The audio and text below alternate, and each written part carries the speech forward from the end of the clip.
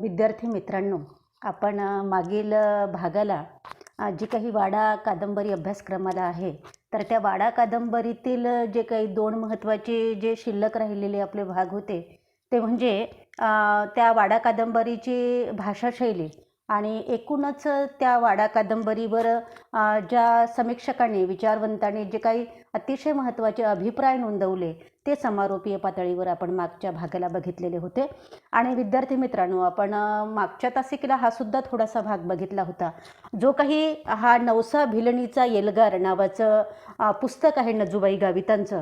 तर ह्या पुस्तकांची म्हणजे एकंदरीत जे नजूबाई गावितांनी हा कथासंग्रह लिहिलेला आहे.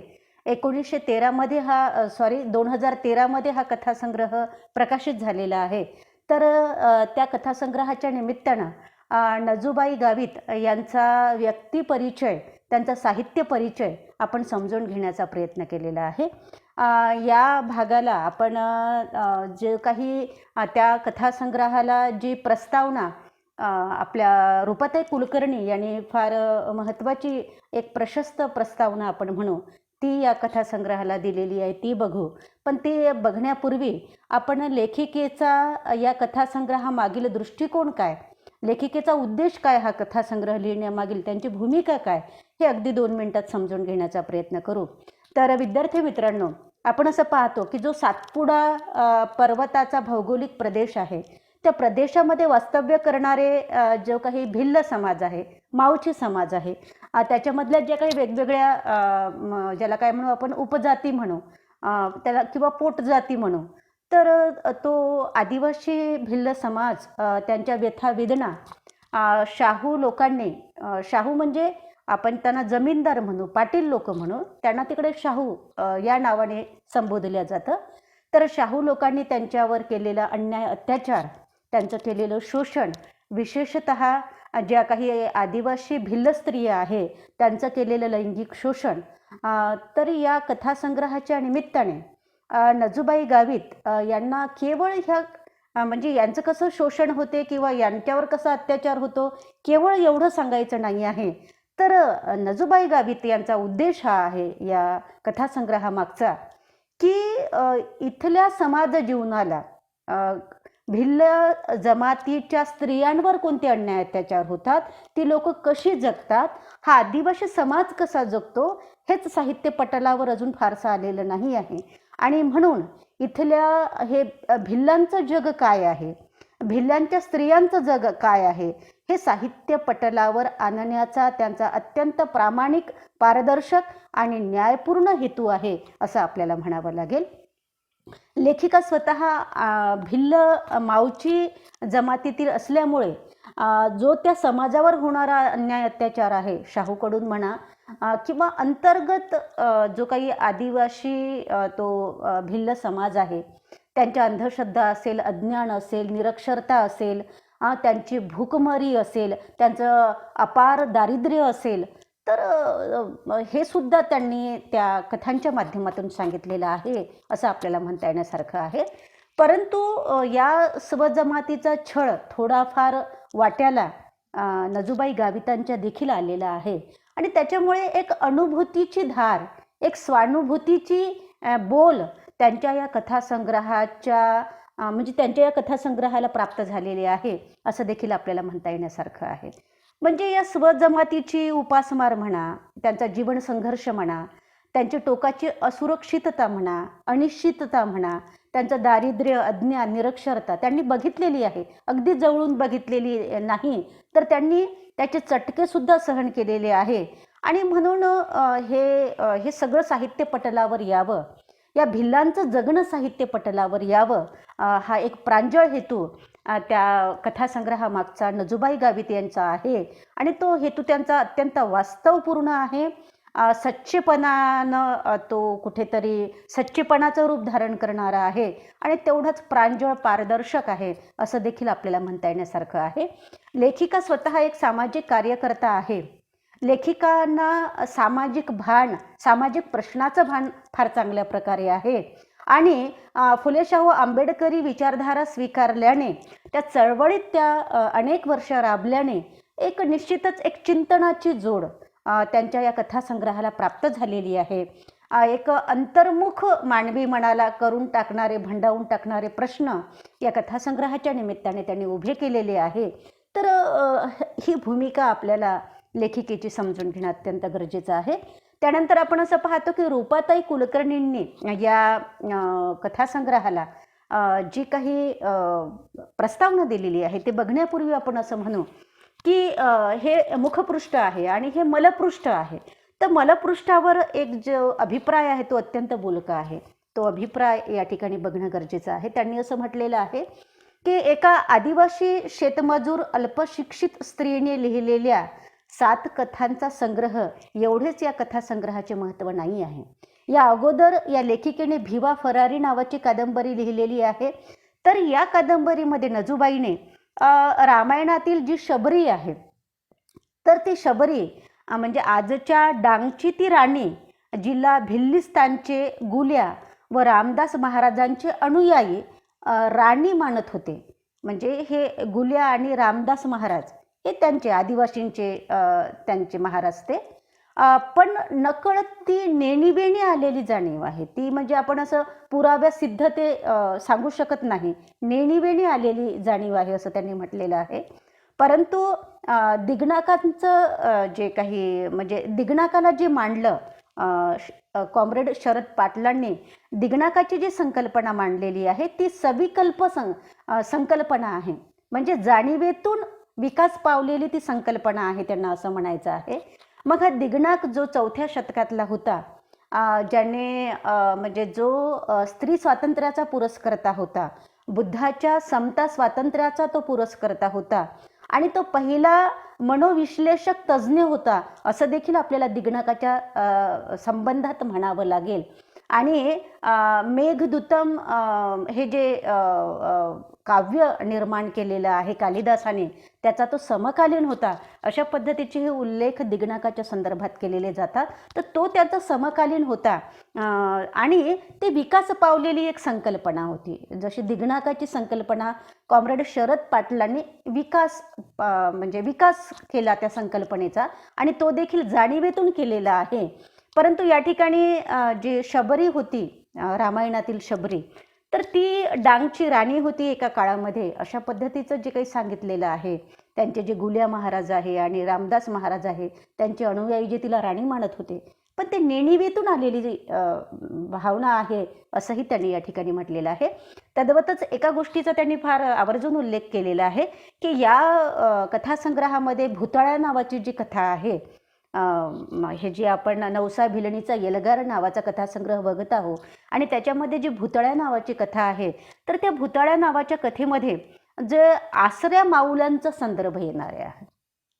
मग या आसरा माऊल्या कोण आहेत तर एक प्रकारचं स्त्री राज्याचं किंवा स्त्री सत्ताक राज्य जे होतं राष्ट्रदेवींचं किंवा कृषी मायेंच्या अवशेषांचे ते आसरा माऊल्या होत्या असं त्यांना म्हणायचं होतं. म्हणजे मातृसत्ताक जी काही साम्राज्य होतं त्यांचे अवशेष सांभाळणारं जतन करणारं प्रतिकात्मक रूपामध्ये हे त्या आसऱ्या माऊल्यांचं एक संदर्भ त्या कथेमध्ये येणारे आहे असंही आपल्याला म्हणता येण्यासारखं आहे. आणि ही जी काही त्या आसऱ्या माऊल्यांना दिलेल्या नवसातून म्हणजे त्यांना दिलेलं जे काही नवस आहे तर त्यांना दिलेली एक भेट आहे ती त्यांना दिलेलं एक काय म्हणू आपण त्याला की त्यांना दिलेलं एक नवस म्हणजे केवळ बळी देण्याची पद्धत नाही तर त्यांच्यासमोर केलेला नवस म्हणजे त्यांची काहीतरी परतफेड म्हणून आणि तो नवस फेडणारी जी काही नवसा आहे आणि ती नवसा इथल्या जातीय व्यवस्थेविरुद्ध कसा येलगार पुकारते ही या कथासंग्रहाची परिणिती आहे. अशा पद्धतीचं सुद्धा एक अत्यंत महत्त्वाचं एक अभिप्राय मला वाटते तो कॉम्रेड शरद पाटलांचा अभिप्राय आहे की रूपाताई कुलकर्णींचा अभिप्राय आहे, पण तो मलपृष्ठावर अतिशय महत्त्वाचा देण्यात आलेला आहे. हा कथासंग्रह बघत असताना आपल्याला तो सुद्धा विचारात घेणं अतिशय गरजेचं आहे. तर आपण आता रूपाताई कुलकर्णी यांची जी काही प्रस्तावना आहे त्या प्रस्तावनेकडे वळत असताना रूपाताई कुलकर्णी हे नाव घेतल्याबरोबर अवघा महाराष्ट्र त्यांना ओळखतो, उभा महाराष्ट्र त्यांना ओळखतो. संस्कृत भाषेच्या संस्कृत विषयाच्या विदुषी म्हणून आणि आंबेडकरी विचारधारेची एक सामाजिक कार्यकर्ता म्हणून म्हणजे त्या सगळीकडे सुपरिचित आहे, त्यांची ख्याती आहे. तर रूपाताई कुलकर्णी यांनी अतिशय प्रशस्त आणि महत्त्वाची प्रस्तावना या कथासंग्रहाला दिलेली आहे. आता त्या कथासंग्रहामध्ये असं म्हणतात की या कथासंग्रहातल्या कथा मनाला सुन्न करून टाकणारे आहेत. आदिवासी जीवनातल्या विदारक अशा सत्य परिस्थितीच्या दर्शनाने आपण अगदी आतमधून विस्कटून जातो आणि मग त्या सुन्नतेची, त्या खिन्नतेची जागा आपल्या मनातली चीड घेते. याच समाजामध्ये आपल्यापासून म्हणजे आपल्यापासून याच समाजामध्ये काही अंतरावर आणि आपल्याच राज्यात राहणारे म्हणजे या वेगवेगळ्या कथासंग्रहातले पात्रचित्रणं हे जिवंत माणसं आहे, काही अंतरावर आपल्याच राज्यात राहणारे. मग तो मांगट्या असेल, झिना असेल, हडक्या असेल, पुणी असेल, झगू असेल, दिन्या असेल, सोमा असेल, सावळ्या असेल, जाण्या असेल, इसुदी असेल, सीता असेल, गोमा असेल, झिमा असेल, गजरी, सजरी, ही माणसं आहे, जिवंत माणसं आहे. ह्या काही काल्पनिक कथा नाही आहे, तर हे जिवंत माणसं आहे जे नजूबाईने सुद्धा म्हणजे या लोकांना जवळून बघितलेलं होतं, यांचा जीवनाचा संघर्ष बघितलेला होता. हे काही काल्पनिक पात्र नाही आहे. आणि म्हणून त्यांनी असं म्हटलेलं आहे की या माणसांच्या वाट्याला असं जीवन का यावं, हा प्रश्न आपल्या मनाला पडतो. की आपण ते काही अंतरावरच आहे, आपल्याच राज्यात ते राहतात, आपल्या वाट्याला चांगलं जीवन आहे आणि त्यांच्या वाट्याला एवढं शोषणानं, एवढं प्रचंड संघर्षाचं जीवन त्याच्या वाट्याला आहे, तर ते का आहे, अशा पद्धतीचा प्रश्न आपल्या मनाला पडतो, असं त्यांनी म्हटलेलं आहे. पुढे ते असं म्हणतात की म्हणजे त्यांच्या आयुष्यामध्ये किती भयानक त्यांचं कष्टाचं आयुष्य आहे, केवढी असुरक्षितता आहे, केवढी अनिश्चितता त्यांच्या आयुष्यामध्ये आहे आणि ती सुद्धा त्यांचा काहीच अपराध नाही आहे, परंतु त्यांच्या वाट्याला हे सगळं आलेलं आहे. त्यांना हे भोग भोगावे लागत आहे. हे दुःखाचे भोगवटे त्यांच्या वाट्याला का म्हणून आलेले आहे, असा प्रश्न या ठिकाणी रूपाताई कुलकर्णी विचारतात. तर म्हणजे त्यांनी असं म्हटलेलं आहे की विशेषतः या कथासंग्रहातील जर आपण स्त्री पात्र जर बघितली तर ती नजूबाई गावित यांच्या लेखणीतून उतरलेल्या या साऱ्या स्त्रियांच्या चित्तथरारक कहाण्यांनी आपण हादरून जातो, आपल्या मनाला धक्के बसतात. आणि मग भुताळी ठरवण्यात आलेली सजरी असो की मग भिवसनच्या अत्याचाराने जर्जर होऊन सुद्धा त्याही अवस्थेत एल्गार म्हणून गरजणारी नवसा असो, तर त्यांच्या या म्हणजे त्यांनी हा जो काही अभिप्राय दिलेला आहे तो अत्यंत बोलका, प्रांजळ असा अभिप्राय आहे, जो प्रस्तावनेमध्येच त्यांनी दिलेला आहे असं आपल्याला दिसून येईल. आपण असं पाहतो की रूपाताई कुलकर्णी यांनी म्हणजे त्यांची त्या संस्कृत भाषेच्या विदुषी आहे, ही तर त्यांची ओळख आहेच, परंतु त्यांनी बौद्ध धम्माची दीक्षा घेतलेली आहे. त्या ब्राह्मण आहे जन्माने, पण त्यांनी बौद्ध धम्माची दीक्षा घेतलेली असल्यामुळे त्यांना रूपाताई बोधी असं देखील संबोधलं जातं. तर रूपाताई बोधी यांनी पुण्याला कॉम्रेड शरद पाटील यांच्या पुस्तकाचं प्रकाशन जेव्हा तिथे होतं, तेव्हा त्या पुस्तकाच्या प्रकाशनासाठी त्यांनी गेलेले असताना तिथे त्यांची भेट नजूबाई गावितांशी झाली. आणि नजूबाई गावितांनी जेव्हा आपल्या जमातीतल्या स्त्रियांवर आजही स्वातंत्र्योत्तर कालखंडानंतरही आजही कसा अन्याय अत्याचार होतो, त्या स्त्रिया किती असुरक्षित आहे आणि बाहेरच्या म्हणजे आतमध्येही कुटुंबामध्येही त्यांच्यावर अत्याचार होतो आणि बाहेरही त्यांच्यावर अत्याचार होतो, जबरदस्तीनं त्यांच्यावर बलात्कार होतात, त्यांचे अपहरण होते किंवा त्यांच्यावर बळजबरीनं त्यांना बरेचदा मारूनही टाकलं जाते. आणि हे सगळं काही गावातल्या वाड्या पोड्यावर होताना आपल्याला सर्रास दिसून येणारं आहे. आदिवासी मुलीबाळीवर इतर समाजातल्या पुरुषाकडून केल्या जाणारी जी जबरदस्ती आहे, अत्याचार आहे, अपहरण आहे, त्यांनी स्वतः सांगितलं नजूबाईंनी की अशा कित्येक केसेसमध्ये त्या स्वतः गेलेल्या आहेत. पोलिसांच्या मदतीने त्यांनी गावगुंडांना भीती घातलेली आहे, दम घातलेला आहे, त्यांच्याशी सामना केलेला आहे आणि त्या स्त्रियांना ज्यांच्यावर अन्याय अत्याचार झालेला आहे त्यांना न्याय मिळवून देण्याचा प्रयत्न नजूबाई गावितांनी केलेला आपल्याला दिसून येणारा आहे. तर अशा पद्धतीनं या पुरुषसत्ताक समाजात कष्टकरी आदिवासी स्त्री ना घरात सुरक्षित आहे ना घराबाहेर सुरक्षित आहे, तर पुरुषांच्या अत्याचाराचा सामना तिला सारखा करावा लागत आहे. तर अशा पद्धतीचं जीवन हे आदिवासी स्त्रीचं जीवन आहे. अशाही पद्धतीचं एक म्हणजे हे सगळं वक्तव्य केलेलं आपल्याला रूपाताई कुलकर्णींनी दिसून येणारं आहे.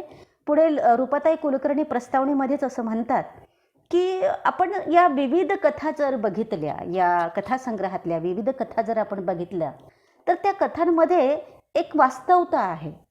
म्हणजे स्त्रियांवर जो काही फार मोठ्या प्रमाणामध्ये अत्याचार झालेले आहे, तर त्या स्त्रियांच्या अत्याचाराच्या भळभळत्या जखमा आहे, त्यांच्यावर होणारे जे शारीरिक मानसिक ज्या यातना आहे, याचे वर्णन नजूबाईंनी केले.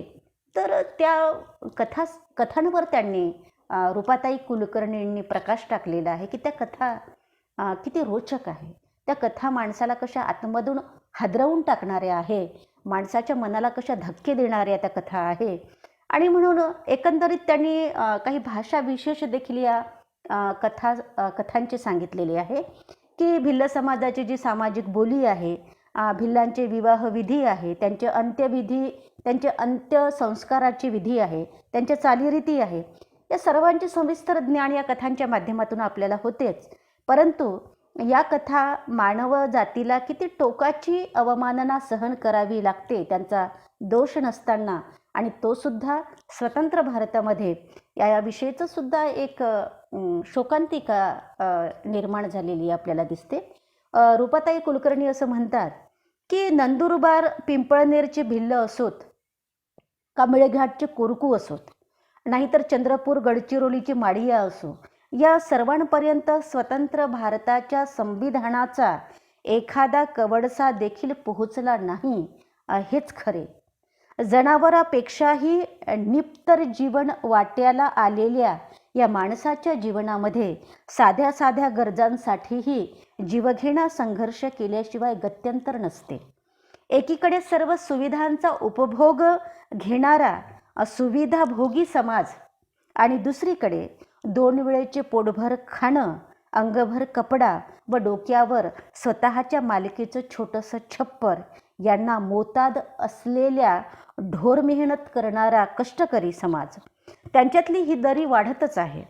देशाचा आर्थिक स्तर जर बघितला तर तो 8% म्हणजे 8%च्या वर जाऊनही सामाजिक विकासाची अवस्था किती चिंताजनक आहे ह्या ते सांगतात. याचं प्रत्येकारी चित्रण नजूबाई गावित यांच्या म्हणजे त्यांनी या कथासंग्रहामध्ये जे रेखाटलेलं आहे हे त्याच्यावरून दिसून येणारं आहे. एका परीनं नजूबाई गावितांनी शासनकर्ते, सुखासीन समाज आणि सामाजिक संस्था, संघटना यांच्या डोळ्यामध्ये या कथासंग्रहाच्या रूपाने झणझणीत अंजन घातलेलं आहे असंही त्यांनी म्हटलेलं आहे. नवसाचा एल्गार साऱ्या कष्टकरी महिलांचा व स्त्रीसत्तेचा एल्गार बनण्याचं सामर्थ्य या कथासंग्रहाला त्यांनी दिलेलं आहे. मराठी कथा साहित्याला एक समृद्ध करणारी ही साहित्य कलाकृती जागतिक पातळीवर जाऊन विख्यात होईल अशा पद्धतीची आशा, अशा पद्धतीची सदिच्छा रूपाताई कुलकर्णी यांनी व्यक्त केलेली आपल्याला दिसून येते. आणि एक नेटकी एक प्रस्तावना त्यांनी या कथासंग्रहाच्या सुरुवातीला दिलेली आपल्याला दिसून येते. जे काही समाज स्तरावरील जी विषमता आहे त्या विषमतेवरही त्यांनी या प्रस्तावनेच्या माध्यमातून प्रकाश टाकलेला आपल्याला दिसून येतो. आणि एक त्या कथासंग्रहावर नेमकं भाष्य करणारी त्यांची प्रस्तावना आहे असं देखील आपल्याला म्हणता येतं. तर आपण असं बघतो की या कथासंग्रहामध्ये एकूण 7 कथा आहे. तर 7 कथा जर आपण बघितल्या तर पहिली कथा आहे जवानीमा किसबीन आणि धयडपणमा डाकीन. दुसरी आहे मी हेरणा नदी सय. तिसरी आहे बांबूची मोळी. चौथी आहे जानकीची सीता. 5वी आहे कुत्तर खांब. 6वी आहे भूताळ्या आणि 7वी आहे नवसा भिलणीचा एल्गार. तर विद्यार्थी मित्रांनो, आपण त्याच्यातली पहिली कथा थोडक्यात समजून घेण्याचा या ठिकाणी प्रयत्न करू. तर पहिली कथा आहे जवानीमा किसबीन आणि धयडपणमा डाकीन. जवानीमा किसबीन, धयडपणमा डाकीन. तर अशा पद्धतीची म्हणजे हे शीर्षक असलेली भिलोरी बोली भाषेमध्ये एक म्हण आहे आणि त्या म्हणीचा अर्थ आहे की जवानीत वेशा आणि म्हातारपणात डाकीन. हे आदिवासी जमातीतील स्त्रियांचं जीवन चित्रित करणारी ही म्हण आहे. म्हणजे आदिवासी भिल्ल स्त्रियांचं जीवनच या म्हणीमध्ये साकार झालेलं आहे. या म्हणीसारखं त्यांचं जीवन आहे की जवानीमध्ये त्यांना वेश्या म्हणून वागवलं जातं. शाहूंच्या रखेल्या म्हणा किंवा शाहूंच्या शोषणाचं एक साधन म्हणा, म्हणजे एक प्रकारचं किसबीण, एक वेश्या म्हणून त्यांना वागवलं जातं. आणि तीच भिल्ल स्त्री म्हातारी झाली की तिला समाजाकडून डाकीण ठरवल्या जातं. डाकीण म्हणजे जादूटोणा करून दुसऱ्याला मारून टाकणारी ती डाकीण. तर म्हातारपणामध्ये ते डाकीण म्हणून तिच्या वाट्याला येतं आणि जवानपणामध्ये मात्र किसबीन म्हणून, एक वेश्या म्हणून तिच्या वाट्याला आलेला जो भोगवटा आहे. आणि हे भोगवट्याचं आयुष्य त्या भिल्ल स्त्रीच्या जगण्याचं कुठेतरी प्रतिबिंब त्या म्हणीतून त्याने सादर करण्याचा प्रयत्न केलेला आहे. तर ती अर्थसूचक जी म्हण आहे ती त्या कथेला शीर्षक म्हणून आलेली आपल्याला दिसून येते. तर ही जी काही तानकुबाई आहे ही भिल्ल आदिवासी जमातीची एक स्त्री आहे. एकेकाळी काळी म्हसदी म्हणून ओळखल्या जाणाऱ्या पाड्यावरचीच ती आहे. परंतु ती म्हसदी नंतर म्हणजे शाहू जे जमीनदार पाटील लोक आहे, शाहूच्या गावांनी ती काळी म्हसदी घेरून घेतल्यानंतर आणि शाहू पुरुषांशी त्या काळ्या म्हसदीतील स्त्रियांचा, भिल्ल स्त्रियांच्या ज्या काळ्या होत्या त्यांचा संबंध आल्यानंतर, शारीरिक संबंध आल्यानंतर त्यांची पुढची पिढी ही धवळी जन्माला आली, म्हणजे उजळ वर्णाची जन्माला आली, गोरी जन्माला आली. आणि एक म्हणजे धवळ्या भिल्ल स्त्रियांची, बायांची पिढी तयार झाली असं म्हटलेलं आहे. म्हणजे बघा, आज आपण असं म्हणतो की कोणीही शुद्ध रक्ताचा दावा करू नये असं आपण म्हणतो. म्हणजे एवढं ज्याला असं म्हणू आपण की एवढं संक्रमण झालेलं आहे जातीमधलं, धर्मामधलं, इतकं वंशसंक्रमणही झालेलं आहे ते. तर त्याच्यामुळे कोणी शुद्ध रक्ताचा दावा करू नये असं जरी असलं तरी आपण असं पाहतो की रक्तसंक्रमणातून, शरीर संक्रमणातून सुद्धा जात संक्रमण नष्ट होत नाही, ही फार खेदाची गोष्ट आपल्याला दिसून येणारी असते. तर आपण असं म्हणतो की शाहू लोक चेष्टेने, आता त्याला धवळी म्हसदी म्हणतात कारण त्यांच्यापासूनच धवळे लोक त्या काळ्या लोकांमध्ये, आदिवासी भिल्लांमध्ये जन्माला आलेले आहे आणि म्हणून तेच चेष्टेने म्हणतात की आता ही धवळी म्हसदी झालेली आहे. पण तानकुबाई मात्र काळीच आहे. आणि तानकुबाईचा जो बाप आहे जयराम नावाचा, तर त्याने तिचा 9व्या वर्षीमध्येच गावातला जो रामा गटलू नावाचा भिल्ल आदिवासी आहे त्याच्याशी लग्न तिचं करून टाकलेलं आहे, त्याला देऊन टाकलेली आहे. समाजाचे जे काही म्हणजे जात पंचायत आहे तर त्या जात पंचायतीने तानकुबाईचं लग्न ठरवलेलं आहे. नवऱ्या मुलाकडून 3 बाया आणि नवरी मुलीकडून 2 बायांनी नवरीच्या झोपडीबाहेर 2 पाट ठेवलेले आहे. त्या पाटावर गहू टाकलेले आहे, म्हणजे ते पाटच गहूनं भरलेले आहे आणि त्याच्यावर नवरी नवरदेवाला बसवलेलं आहे. आणि नंतर मग त्या नवरी नवरदेवाच्या मध्ये एक पाण्यानं भरलेलं तांब्या ठेवलेलं आहे, त्या तांब्यावर नारळ ठेवलेलं आहे. आणि मग बायांनी कुठेतरी ते कुंकवाचं बोट त्या जमिनीला लावलं, त्या तांब्याला लावलं आणि नंतर मग नवरीला ते बोट लावलं, कुंकवाचं बोट लावलं आणि दोघांची डोकी, नवऱ्या मुलाची डोकी आणि नवऱ्या मुलीची डोकी एकमेकाच्या डोक्याला ठोकली. झालं त्यांचं लग्न. आणि म्हण पडली, कोणती म्हण पडली? डोक्याला डोकं लाव, अशा पद्धतीची म्हण पडली. तर इतर भिल्लासारखे लग्नानंतर जी तानकुबाई आहे आणि जो हा आहे रामा गटलू आहे, तर ते पोटासाठी काबाड कष्ट करू लागले दोघंही जण. ते दोघंही जण ऊस तोडायला गेले आणि वयात येऊनही तानकुबाई मात्र गर्भार राहिली नाही, तानकुबाई मात्र पोटी पिकली नाही. आणि म्हणून जेव्हा ते ऊस तोडायला गेले आणि ऊस तोडायला गेल्यानंतर त्यांचा शिधा संपला, त्यांची शिदोरी संपली आणि मग ते दोघंही जण घरी वापस आले शिदोरी घेऊन जाण्यासाठी. तर घरी आल्यानंतर त्यांना तिथे घरी 2 बाया आलेल्या दिसल्या आणि हा जो म्हणजे रामा गटलू आहे त्याने आपल्या मायला विचारलं की ह्या 2 बाया कोण आहे, आपल्या घरी आलेल्या ह्या 2 बाया कोण आहे?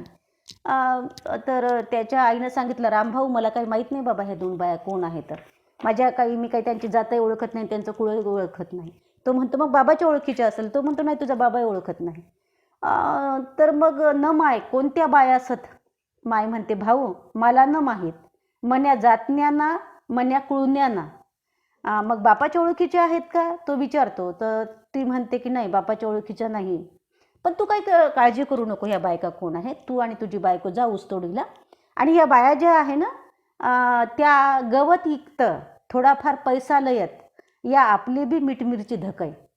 त्या गवत विकतात, त्यांच्याजवळ थोडाफार पैसा आहे तर आपल्यालाही देतात. ते आपली मीठ मिरची तर धकून जाते. तुम्ही काही काळजी करू नका, जा तुम्ही ऊसतोडाईला जा आणि ऊस तोडून या घरी असं ती सांगते.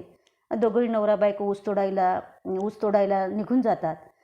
तेव्हा जेव्हा त्या ऊस तोडून येतात दोघंही नवरा बायको रामा गटलू आणि तानुकूबाई, तेव्हा त्या दोन बायका घरीच दिसतात. आणि त्या दोन बायका घरी दिसल्यावर एकीचं नाव पार्वती असते आणि दुसरीचं नाव नेरी असते.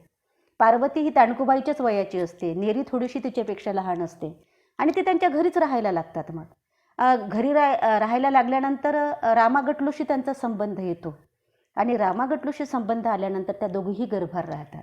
मग मात्र तानुकूबाईच्या पायाची आग मस्तकात जाते. ती भांडते की बा या दोघी कशा काय आल्या. आणि मग तिची सासू फुई म्हणतात सासूला, तिची सासू समजावून सांगते की बाई तूच याला कारणीभूत आहे. या दोन बायकांना, या दोन बायांना बायका म्हणून आणलेला आहे मी रामा गटलूच्या आणि त्याला तू कारणीभूत आहे, कारण तू पोटी पिकली नाही म्हणून यांना आणायचं काम पडलं. नवरा म्हणतो तू काही नाराज होऊ नको, मी तुला वागवतो, तुला काही सोडत नाही. आणि नंतर मग त्या दोन्ही बायकांना लेकरं बाळ झाल्यानंतर मात्र हीच वागवते त्या लेकरांना, तानुकूबाईच त्या लेकरांना वागवते. परंतु नंतर त्याला असं वाटते की हे तानुकूबाई म्हणजे एक उगच जीव वाढलेला आहे घरामध्ये. एक तर वांझुटी बाई आहे, तिच्या पोटी काही नाही आहे, खाण्याचं एक तोंड वाढलेलं आहे. हिला घरातून हुसकवता आलं तर बरं होईल असं रामा गटलूला वाटते आणि त्याच्या मायला देखील वाटते.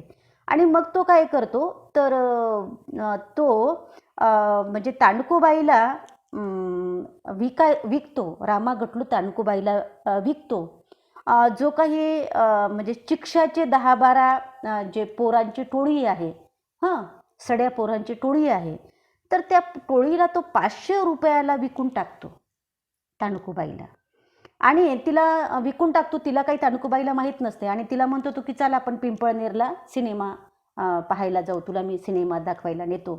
आणि रस्त्यावर तिला तो काढतो आणि ते तिकडून समोरून टाळ भैरव पोरांची टोळी येत असते, तो पाहतो आणि तो लघवीच्या निमित्तानं आड मार्गाला जातो. तर तो तिकडे गेल्यानंतर ते टाळभैरव पोरांची टोळी येते तिला धरायसाठी तानुकूबाईला. तिला ते लक्षात येते पटकन आणि ती आडमार्गाने धावत जाते, आपल्या जीव वाचवून ती धावत जाते. आणि तशी धावत जात असताना ती एका शेतामध्ये जाते. त्या शेतामध्ये एक झोपडं तिला दिसते. त्या झोपड्यामध्ये जागलीसाठी एक बाई राहिलेली तिला दिसते. त्या बाईला ती असं म्हणते की माझ्या मागे ते टाळभैरव लोक लागलेले आहे, माझ्या जीवाला फार धोका आहे, त्यांच्या कचाट्यात मी सापडली तर मी जीवानं जाऊ शकते, तुम्ही काही करा आणि मला वाचवा. आणि मग ती बाई तिला जीवाच्या आकातानं जी काही ज्याला काय म्हणतो आपण कडब्याची पेंढी आहे, त्या कडब्याच्या पेंढीच्या गुडात तिला लपवते. ती घामाझोकळ होते, तिचं काळीच धडधड करायला लागते. तिला भीती वाटते की त्यांच्या हातामध्ये मी लागले तर आपल्या आयुष्याचं काही खरं नाही आहे, ते आपल्यावर राक्षसासारखे तुटून पडेल. आणि ती बाहेर येतच नाही, त्याने निघून गेल्यावरही ती बाहेर येत नाही.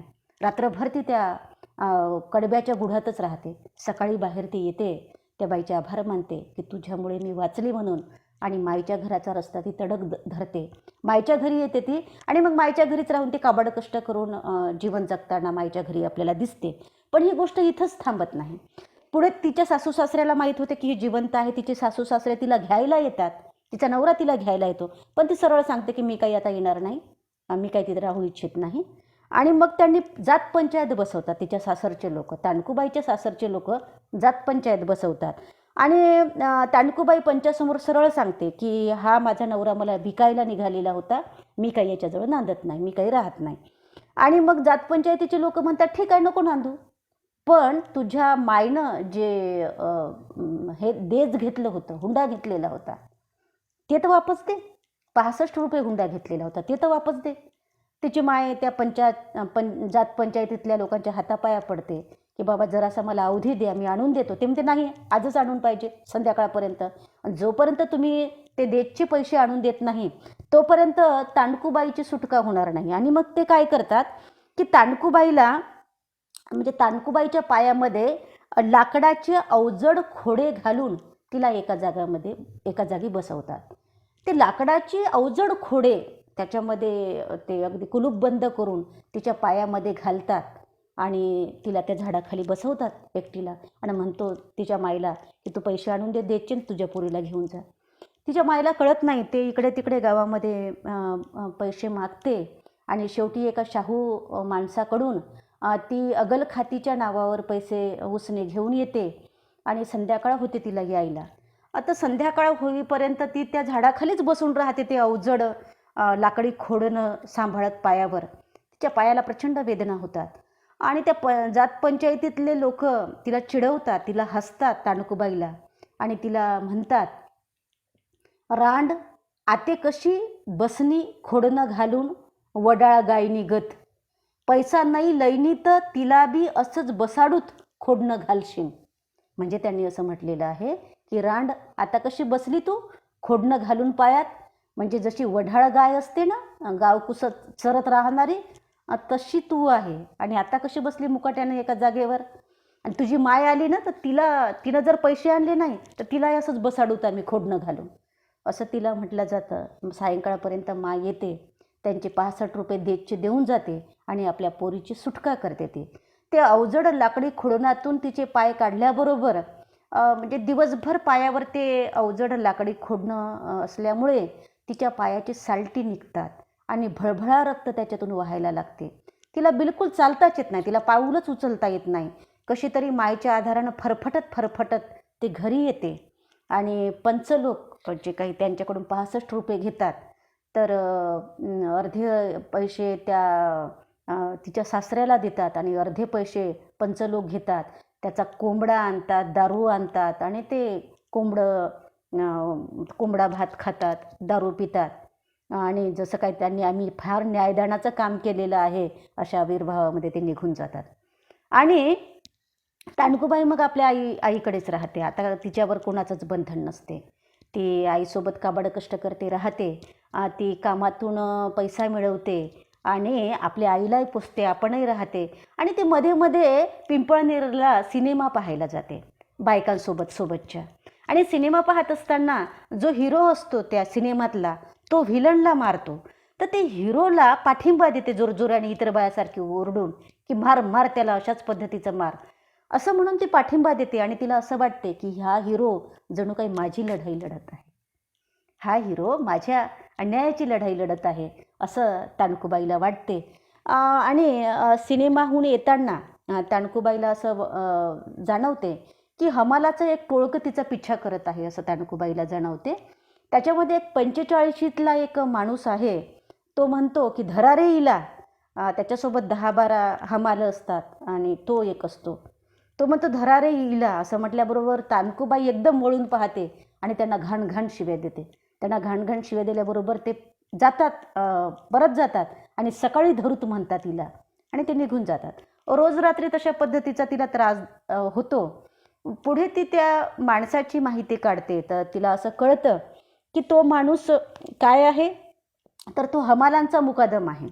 त्याच्या बायकोनं आत्महत्या केलेला आहे आणि तो सडा आहे. त्याला 3 लेकरं आहे आणि त्या मुलांना घेऊन त्यांचे जे काही वडिलोपार्जित मोठं घर आहे त्या घरामध्ये मोठ्या भावासोबत पण तो वेगळा राहतो आहे. त्याचे नाव भिका आहे, लोक त्याला तात्या म्हणतात. त्याच्या हाताखाली जबर माणसं असूनही तो आपल्यावर जबरदस्ती करत नाही, त्याच्यामुळे त्याच्यावर दया वाटायला लागते तांडकूबाईला. त्याच्याविषयीचं एक आकर्षण तांडकूबाईच्या मनामध्ये निर्माण होते की हा जबरदस्ती करत नाही आहे एवढा जबर माणूस असून. आणि मग ती जेव्हा पिंपळनेरला बाजारामध्ये जाते आणि तिथे तो मुकादम तिला भेटतो, भिका नावाचा मुकादम तिला तो जो भेटतो, तर तो हात धरून तिला वाड्यावर नेतो. त्याच्या वाड्यावर ती 2 दिवस राहते आणि नंतर 2 दिवस राहिल्यानंतर त्यांच्या जातीतले लोक गलका करतात की भिल्लीन आली वाड्यावर आणि आमचं सगळं घर बाटवलं, आमची जात बाटवली असं. आणि मग ते लोक तिला मार झोड करून तिला परत पाठवतात. पुन्हा तिच्या नावानं जात पंचायत बसते आणि जात पंचायतीमध्ये तिला डाकीण ठरवल्या जातं, तिला मारझोड केल्या जातं, तिला हाकलून दिलं जातं. तिला डाकीण ठरवलं जातं. आणि त्यावेळेस तिची आई देखील तिच्या सहकार्यासाठी नसते, तिची आई देखील नसते त्या ठिकाणी. आणि मग तिला खूप ठोकतात, इतकं मारतात की ती उठूच शकत नाही मग, आणि तिला डाकीण ठरवलं जातं. तर ती अशीच म्हणजे जेव्हा अशीच म्हणजे फरफटत ती यायला लागते समोर, तर तिला असं दिसते, मसदीकडे ती यायला लागते, तर तेव्हा तिला असं दिसते की एका कावळ्याच्या भोवती खूप कावळे जमून त्या कावळ्याला टोचण्या मारत आहे, त्याला रक्तबंबाळ करत आहे. आ, अ, ते जवळ जाते त्या रक्तबंबाळ कावळ्याच्या, तर ते बाकीचे कावळे उडून जातात आणि घेराव घालून बाजूला बसून राहतात. तर जणू काही हे हे कावळे जे घेराव घालून बाजूला बसलेले आहे, ते जणू जातपंचायतीतले लोक आहे, समाजातले लोक आहे, जे तिच्यावर अन्याय करणारे आहे, तानकुबाईवर. आणि ती त्या कावळ्याकडे बघते आणि आपल्या रक्तबंबाळ पायाकडे बघते. कावळा जसा रक्तबंबाळ झालेला आहे तसं तिला ठोकून ठोकून लोकांनी इतकं मारलेलं आहे की ती रक्तबंबाळ झालेली आहे, तिचे पाय रक्तबंबाळ झालेले आहे, त्याच्यातून रक्त वाहत आहे. म्हणजे त्या कावळ्याची अवस्था आणि तानकुबाईची अवस्था सारखी आहे. आणि तिला टोचू टोचू पाहणारे जो कावळ्याचा घेराव आहे, तो जणू काही समाज व्यवस्थेतल्या तशा लोकांचा घेराव आहे. मग ते जातपंचायतीतले लोक असेल किंवा मग शाहूंनी तिच्यावर जो अन्याय अत्याचार केलेला आहे, ते प्रतिकात्मक रूपामध्ये फार सुंदर पद्धतीने त्या कथेचा अंत दाखवण्यात आलेला आहे. तर अशी एक अतिशय समृद्ध कथा, आदिवासी भिल्लीन स्त्रियांचे जीवन हे कशा पद्धतीचे आहे, किती बिकट आहे, किती संकटाने भरलेले आहे, किती मोठ्या पातळीवर त्यांचं शोषण होते हे दर्शवणारी ही कथा आहे, असं आपल्याला म्हणता येण्यासारखं आहे. दुसरी कथा ही बरीच विस्तृत कथा आहे, मोठी कथा आहे, ती आपण थोडक्यात समजून घेण्याचा प्रयत्न करू. दुसऱ्या कथेचं नाव आहे मी हेरणा नदीसै. म्हणजे मी हेरणा, मी विहीर नाही आहे, हेर म्हणजे विहीर, मी विहीर नाही आहे, मी नदी आहे. ही सुद्धा एक उक्ती असल्यासारखी आहे, एक म्हण असल्यासारखी आहे की विहीर कशी असते, खाजगी मालकीची असते, नदी खाजगी मालकीची नसते. आदिवासी भिल्ल स्त्रियांचं जीवन देखील कोण्या एकाच्या मालकीचं नाही आहे, तर ते नदीसारखं सगळ्यांसाठी आहे. म्हणजे अशा पद्धतीचं एक प्रतिकात्मक रूपामध्ये, एक उक्तीच्या रूपामध्ये त्यांनी आदिवासी स्त्रीचं जीवन हे किती शोचनीय आहे हे अर्थसूचक पद्धतीने त्या शीर्षकातून ते मांडण्याचा प्रयत्न केलेला आहे. तर आदिवासी स्त्रीची पराकुटीची विवशता व्यक्त करणारी ती म्हण आहे, असंही आपल्याला म्हणता येईल. मळगावचा जो मांगट्या भिल्ल आहे, त्याची झिनू नावाची एक 8 वर्षाची बहीण आहे. त्याच्या बापाचं नाव हाडके आहे आणि त्याची माय आहे. हे चौघांचं कुटुंब आहे. तर शामू कोकणी नावाचा जो आदिवासी माणूस आहे, तर तो झिनूला म्हणजे त्या 8 वर्षाच्या पोरीला आपले पोरं वागवण्यासाठी घेऊन जातो. त्याच्या घरची बरी परिस्थिती असते, तर तो तिला घेऊन जातो त्या झिनूला. आणि आता झिनूच पहा, ती 8 वर्षाची मुलगी आहे, तिचंच बालपण गेलं नाही आहे, आणि तिच्यावर ते शामू कोकणीची लेकरं सांभाळण्याची जबाबदारी म्हणून तिला घेऊन जातात ते.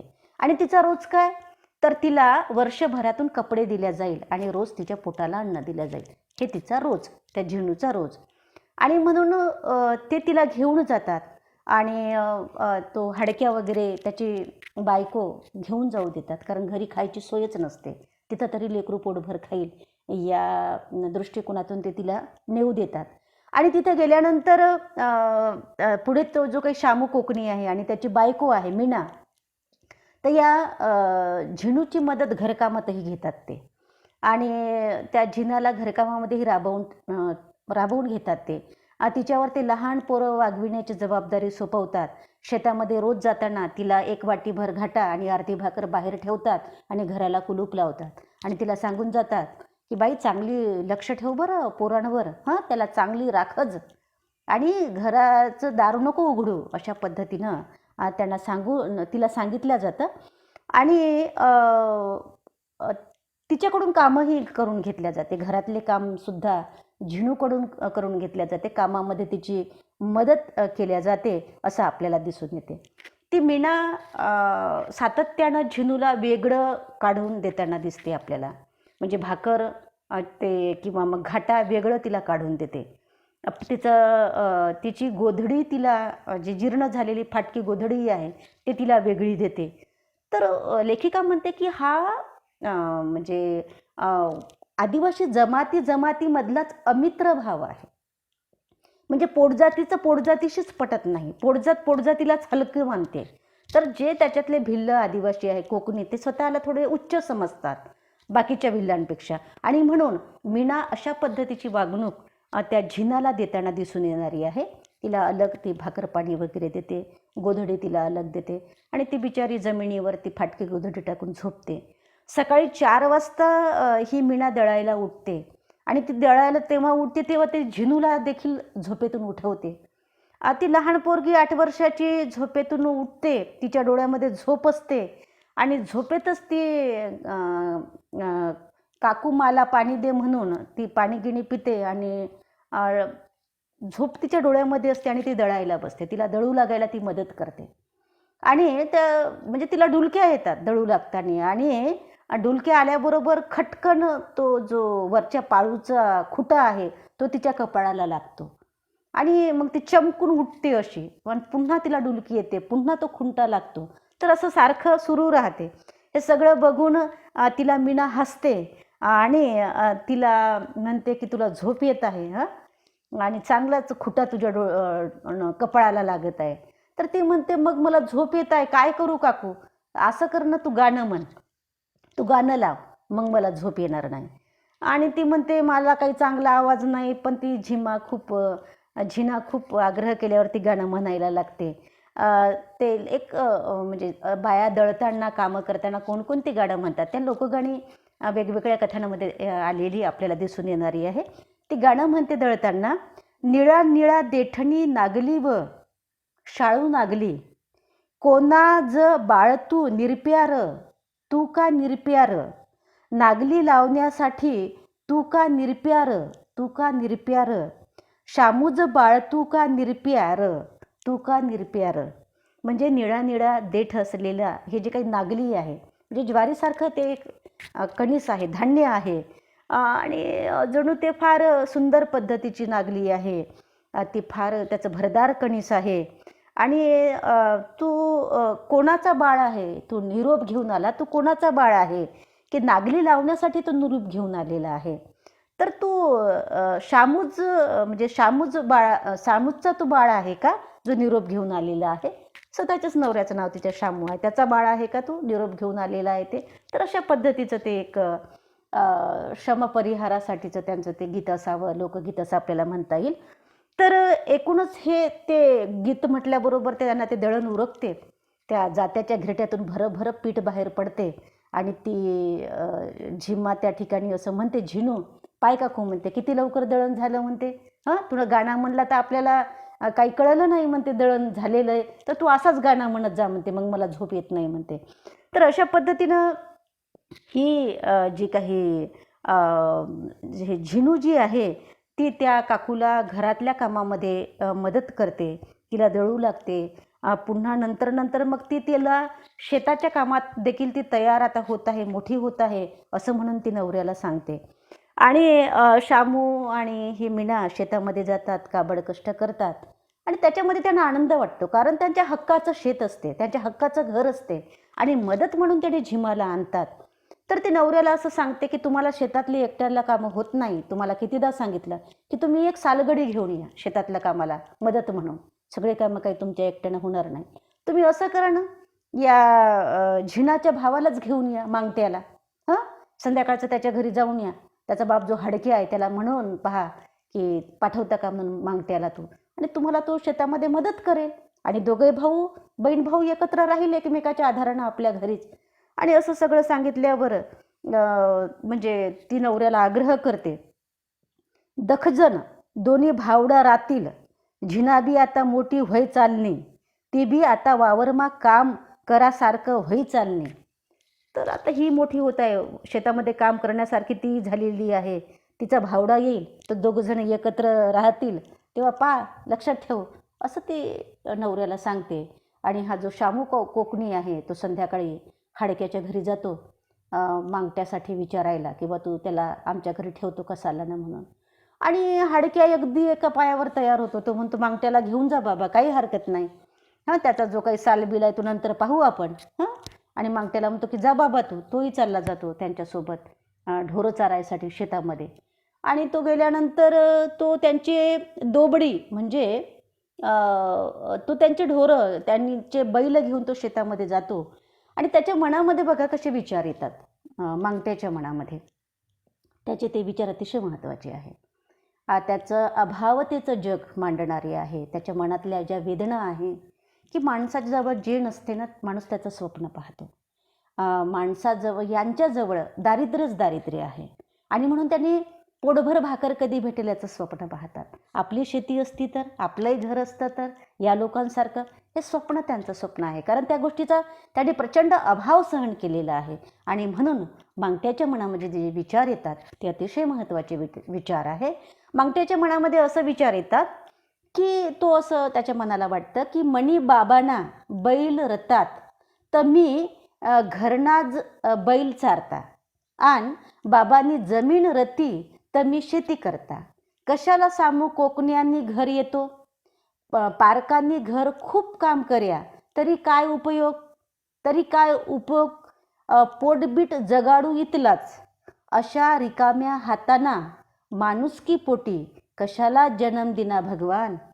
तर या ठिकाणी त्याच्या मनातील ही व्यथा आहे. तो असं म्हणतो की माझ्या बापाच्या घरी जर बैल असते तर मी घरचेच बैल चारायला गेलो असतो, आणि बापाच्या घरी माझ्या जमीन असती तर तीच शेती मी केली असती. कशाला या शामू कोकण्याच्या घरी मी आलो असतो, आणि परक्याच्या घरी कितीही काम केलं ना तरी काही उपयोग नाही. म्हणजे पोटबीट जगते एवढ्या पुरतं ठीक आहे, आणि अशा रिकाम्या हाताने माणुसकीच्या पोटी हे देवा, हे भगवान कशाला जन्म दिला आम्हाला. भगवान त्यांनी असं म्हटलेलं आहे.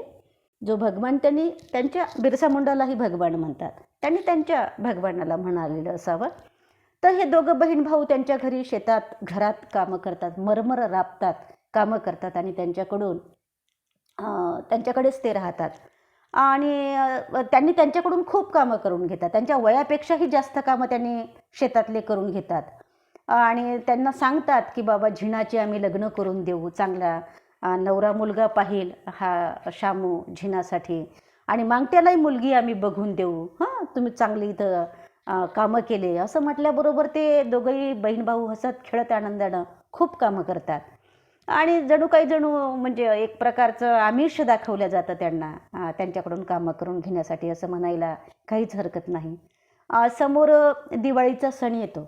आता लक्षात घ्या, हिंदू धर्माची जी दिवाळी आहे ती दिवाळी आदिवासी लोकांची दिवाळी नाही आहे. त्यांची दिवाळी रब्बी हंगामापासून सुरू होते, तर त्यांची दिवाळी जवळपास एक महिना चालते. मग त्याच्यामध्ये रोडाल्या वगैरे त्यांच्या होतात. तर दिवाळीचा सण असा येतो, आणि तो सण आल्यानंतर मागट्याच्या घरी मात्र एक अन्नाचा कण नसतो. तेव्हा त्याचा बाप म्हणजे मागट्याचा बाप हाडक्या हा त्याच्या मालकाच्या घरी म्हणजे शामू कोकणाच्या घरी खावटी मागायला येतो, धान्य मागायला येतो. आणि तो त्याला एक पायलीभर साळं देतो, भाताची साळं देतो. आणि शामू पिंपळगावला तो जो काही बाजार करायचा आहे दिवाळीचा, तो बाजार करायला तो निघून जातो. झिना भात कुटायला बसते, आणि मीना गहू दळते, आणि मग मीना दिवाळीची गाणी ते गहू दळता दळता म्हणते. ती भात कुटते आणि गहू दळायला म्हणजे गहू दळायला मीनाला सहकार्य करते, आणि ते गाणं म्हणते, दिवाळीचं गाणं म्हणते.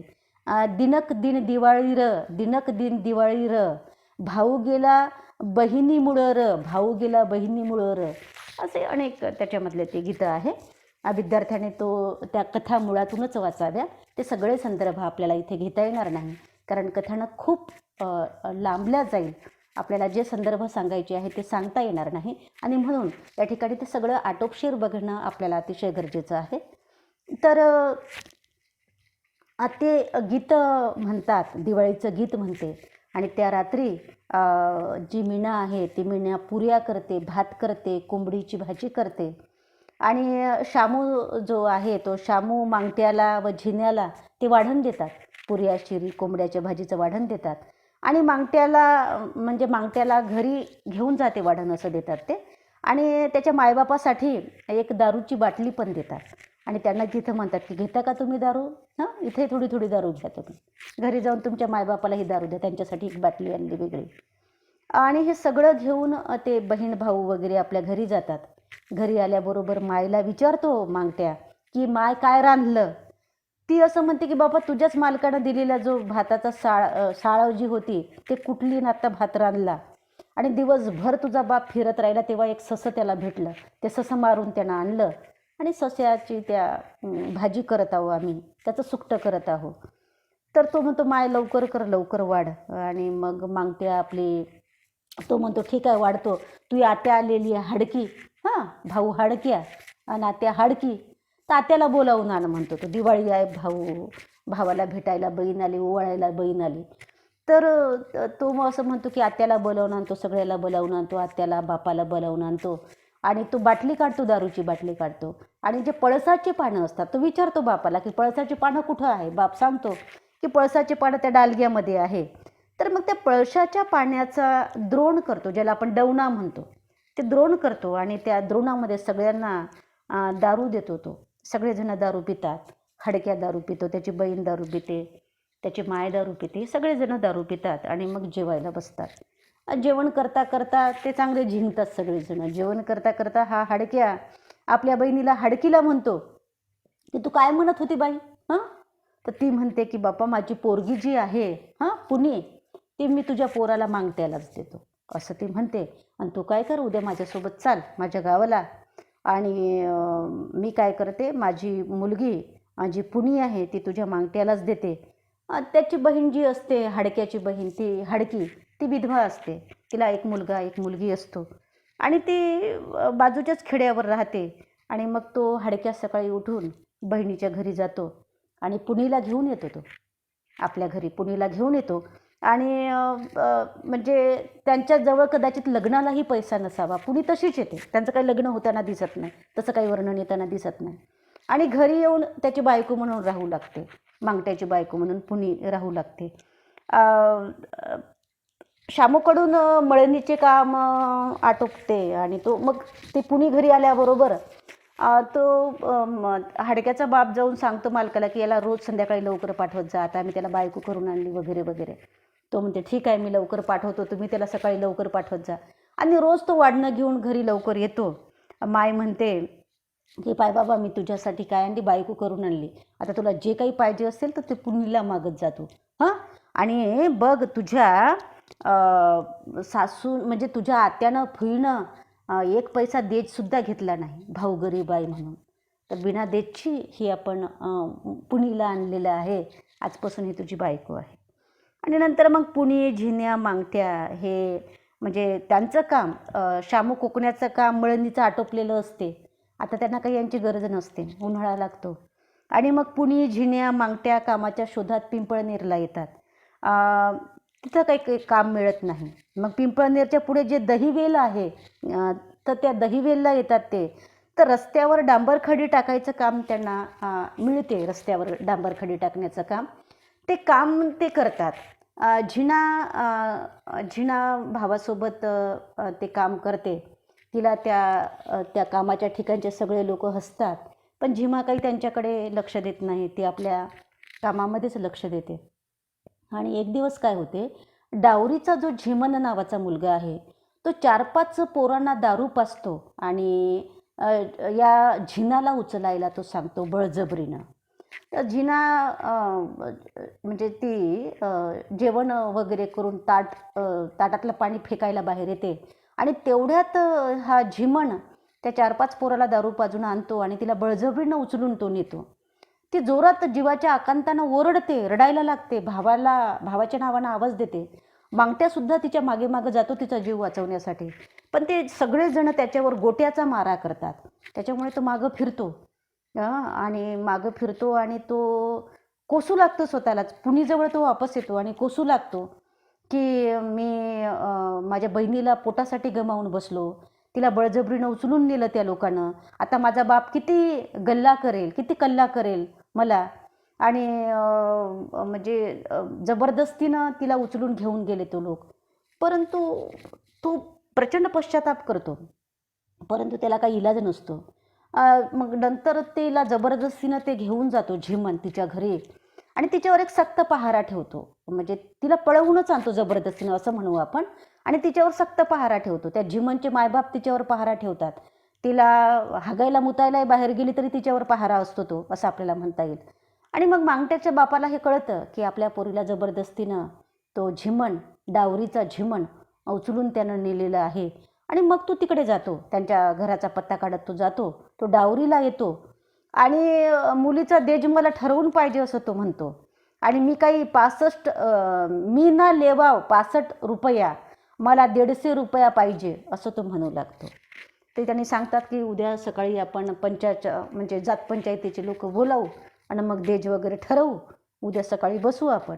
दुसऱ्या दिवशी पंचाने दारू, कोंबडा वगैरे भात याचा आधीच बंदोबस्त केलेला असतो. आणि पंचातला जो शिवा कारभारी म्हणून आहे, तो शिवा कारभारी सगळ्या जात पंचायत तिथल्या लोकांना असं म्हणतो उभा राहून, पंच लोक, पोरणा बाप, आपण झगडा. झगडा म्हणजे राक्षस विवाह. मुलीचे हरण केल्या गेल्यावर वधूपक्ष वरपक्षाच्या गावी येतो, झगडा होतो म्हणजे देज ठरते, गावजेवण होऊन राक्षस विवाहाची सांगता होते. तर हा एक प्रकारचा राक्षस विवाहच असतो. जबरदस्तीनं पळवून न्यायचं, तिच्यासोबत जबरदस्तीनं विवाह करायचा, अशा पद्धतीचा. आणि मग तो असं म्हणतो की आपण काय केलेलं आहे, तर आपण झगडा घेतो म्हणजे देज घेतो आपण, तर ते मोडलं नाही पाहिजे. पण पोर वागणी नाही तर पोरणा बापपासून रुपयाला रुपया लिसूत, काय लोक असं पोरणा बाप, तुम्हाला मान्य सही का? सर्वजण म्हणतात की मान्य आहे कारभारी, मान्य आहे कारभारी. आणि मग साक टाकल्या जातं म्हणजे दारूचे थेंब जमिनीवर टाकल्या जातात. आणि अशा पद्धतीनं झिनाचा विवाह झिमनशी होतो, राक्षस पद्धतीचा तो विवाह आहे. अशा पद्धतीचं वर्णन त्या ठिकाणी येणारं आहे, एक प्रथेचा भाग म्हणून, आदिम विवाह परंपरेचा एक भाग म्हणून. इकडे मांगटे आणि पुनी पोटासाठी कोण्या वाण्याकडे, कोणत्या शाहूकडे वाटेल ते कष्टाची कामे करताना आपल्याला दिसतात. आणि एवढे प्रचंड कामे करूनही कधी त्यांना पोटभर खायला मिळत नाही. त्यातच पुनी गरोदर राहते. मांगट्या मुरल्या वाण्याच्या दोबडी म्हणजे म्हशी चारायला जातो आणि जे काही तो 50 रुपये महिना वगैरे ठेवतो आणि 16 चंपे ज्वारी बिवारी मी हे देईल, नागली देईल असं ठरवतो. आणि तो त्याच्याकडून कामं करून घेतो, ज्या म्हशी चारायचे आहे ते कामं करून तो घेतो आणि तिथंच ते राहतात, त्यांच्याच मळ्यावर ते राहतात. आणि रोज संध्याकाळी तो येताना त्यांना ते देते, म्हणजे कधी चटणी भाकर देते, कधी कढी भाकर देते. आणि ही आपली जी पुणी आहे ती त्या मळ्यावर राहून कोणती तरी जंगल भाजी आणते आणि ती तव्यावर करते तोंडी लावायला, आणि त्यांनी ते खातात, जे काही मिळालं ते मालकाकडून ते खातात, दोघं नवरा बायको, आणि कष्ट करतात. पुढे मांगट्याला आपल्या बायकोला स्वतःच्या घरी घेऊन जायचं असते बाळंतपणासाठी. आणि मग तो त्यांच्या मालकाला पैसे मागतो की मला थोडे जास्त पैसे द्या, 100 रुपये, माझ्या बायकोचं बाळंतण आहे, मला तिला घेऊन जायचं आहे. आणि मग तो घरी बायकोला घेऊन येतो बाळंतपणासाठी. हाडक्या व त्याची म्हणजे बायको जंगलामध्ये निरगुडीच्या आणि धमालीच्या सोट्या आणायला जातात, कशासाठी? कणग्या विणण्यासाठी. आणि दिवसभर मग ते आणतात आणि दिवसभर ते कणग्या घरामध्ये विणताना आपल्याला दिसतात. आणि पुणी जी आहे ती पुणी म्हणजे ते सगळं कामं ते करतातच. आणि संध्याकाळची ती नदीवर जाते आणि ती झिंगे घेऊन येते, नदीवरून धरून आणते झिंगे. ते लाल लाल चिटुकले चिटुकले झिंगे बघून पुणीच्या तोंडाला पाणी सुटतं. ती त्याची छान आमटी करते आणि नागिलीच्या खरपूस भाकरी करते आणि ती इतकी आवडीनं खाते. ती असं म्हणते की आम्ही त्या मालकाच्या घरी राबतो, तो काहीतरी कढी भाकर देतो, काहीतरी खरडा भाकर देतो, चटणीचा चुराण भाकर देतो, तर ते खावं असं वाटत नाही. ते कढी बिडी तोच खातो, माझा नवराच, मी काही खात नाही. याची सर येते का? या आमटीची, झिंग्याच्या आमटीची सर, नागिलीच्या भाकरीची सर त्याला येते का? असं ती म्हणते. आणि ती स्वतः म्हणते सासूला की मी झिंगे धरायला येतो. तिचे सासू म्हणते नको बाई, पोटगीट दुखायला लागेल, तो घरीच राहा, मी आणून देते तुला झिंगे. आणि हे सगळं काही तिला कंटाळा येतो ते खाणं खाऊन. आणि निश्चितच एका गर्भार स्त्रीला जे खाण्याचे डोहाळे असतात ते त्यांचं जे खाणं आहे तर ते झिंग्याची आमटी तिला निश्चित आवडते. आणि मग ती सकाळी उठते आणि ते दळण दळायला बसते पुणी. आणि दळण दळत असताना ती गाणं म्हणते. ती गाणं कोणतं म्हणते? तर ती सासूरवासाचं गाणं म्हणते. सासूरवासाचं गाणं म्हणत असताना ते गाण्यामध्ये असं म्हणते, बसव माई की बसव माई मी का सासरी जाते, बसव माई मी का सासरी जाते, सासरी जाईन मले सासू का गाजेल, सासरी जाईन मले सासू का गाजेल, बसर बापू मी सासरी जाते, बसर बापू मी सासरी जाते, घरात वतू तुले साकडं दाटे. मी घरात होती की बसव आई मी सासरी जाते आणि सासरी मला काय होईल, माझी सासू गांजेल, माझी सासू मला त्रास देईल, बसर बापू मी सासरी जाते. जेव्हा घरात होती तेव्हा तुला साकडं दाटत होतं, माझी अडचण होत होती, आता मी माझ्या सासरी जाते. हे गाणं म्हटल्यानंतर मांगट्याच्या मायबापाला वाईट वाटते, हाडक्याला त्याच्या बायकोला वाईट वाटते की आम्ही तर हिला कोणताच सासूरवास देत नाही, तरी ही सासूरवासाचं गाणं म्हणत आहे. हिला देत नसू पण देतात, समाजामध्ये काही सासवा देतात सुनेला असा त्रास, म्हणून ते आपल्याच मनाची समजूत काढतात आणि तिच्याकडे दुर्लक्ष करतात. पुढे पुनीचं बाळंतपण होते आणि तिला बाळंतपणाच्या कळ्या येऊ लागतात, ती बाळंत होते आणि मग ते बाळंतपण करणारी जी जावली आहे तिला बोलावून आणलं जाते आणि तिला बोलावून आणल्यानंतर तिची ती डिलेवरी करते. ज्वारीच्या तोटीच्या चिपीने तिची नाळ कापते, हांडक्या घरातच खड्डा खोदतो आणि नाळ आणि रक्त त्या खड्ड्यामध्ये पुरतो. दारूने हात धुतले जातात आणि आठेभर नागली व 2 रुपये जेवलीला दिल्या जातात, तिने बाळंतपण केलेले असल्यामुळे. आणि 5व्या दिवशी पोरीचं नाव ठेवल्या जाते. आता पोरीच्या मायला म्हणजे पुनीला झिंगे खूप आवडत होते, म्हणून जेवली तिचं नाव झिंगी ठेवते. तर अशा पद्धतीनं मग हाडक्या आणि त्याची बायको कारवीची झुडपं म्हणजे ते कडगा करण्यासाठी कारवीची झुडपं चाळताना एकाएकी हाडक्याचा पाय घसरून तो खोल दरीमध्ये पडतो आणि त्याच्या बायकोला तो दिसत नाही. ती रडत घरी येते हाडक्याची बायको आणि दुसऱ्या दिवशी शिकार करणाऱ्या माणसांना ती पाठवते जंगलामध्ये, जाऊन पहा बाबा माझा नवरा दरीमध्ये कोसळून गेला. तर त्यांना असं दिसतं की हाडक्याचं अर्ध शरीर वाघानं खाऊन टाकलेलं आहे. त्यांना प्रचंड वाईट वाटते हाडक्या मेला याचं. आणि मग हाडक्याचा 3रा दिवस करण्यासाठी मांगट्या आपलं घर विकून टाकतो सोन्याला आणि त्याला घर विकल्यानंतर मांगट्या पिंपळनेरला जातो आणि मीटरभर कापड घेऊन येतो. मातीचा माणूस तयार करतो आणि त्याला ते कापड गुंडाळतो आणि खोल खड्डा करून त्यात तो कापड गुंडाळलेला मातीचा माणूस पुरतो. म्हणजे हा त्यांचा 3रा दिवस, अंत्यविधी ज्याला म्हणू आपण. तशा पद्धतीनं 3रा दिवस तो करतो आणि तो सोन्याला आपलं घर विकून टाकतो आणि माईला आपल्यासोबत घेऊन जातो. आम्ही तिला आमच्यासोबत नेतो कामावर असं तो म्हणतो. आणि जेव्हा तो घेऊन जातो तिकडे कामावर म्हणजे मुरल्या कामावर तो असतो, पण मुरल्यावाणी आता त्याला कामावून काढून टाकतो. त्याला कामावून काढून टाकल्यामुळे ते मिळेल ते कामं करून जगायला लागतात. त्याने कशी तरी एक झोपडं बांधतात, ते झोपडंही पाण्याच्या पुरामध्ये वाहून जातं. मग ते शाळेच्या ओट्यावर राहायला लागतात. मांगट्याची आई गावामध्ये भीक मागून खाऊ लागते. पुणे कुठं धुणी भांडी करते, कधी कधी तिला धुणी भांडीचे कामं मिळत नाही, हळूहळू तेही काम तिचं बंद होते. ते झिंगी जी पोरगी जन्मलेली असते नुकतीच, तिला दूध पाजायला देखील तिच्या थानाला दूध नसते, कारण पोटामध्येच तिचा भाकरी तिला पोटभर भेटत नाहीत, तर तिला दूध कसं येईल पोरीला पाजण्यासाठी. आणि ती पोरगी रात्रभर चिरचिर चिरकते तिच्या पोटाची उपासमार असल्यामुळे आणि एक दिवस तिचा आवाजच बंद होतो, ती मरून जाते झिंगी. आणि मांगट्याची माय देखील भीक मागता मागता मरून जाते. 2घंच जणं राहतात. मग कोण, तर मांगट्या आणि त्याची बायको पुनी.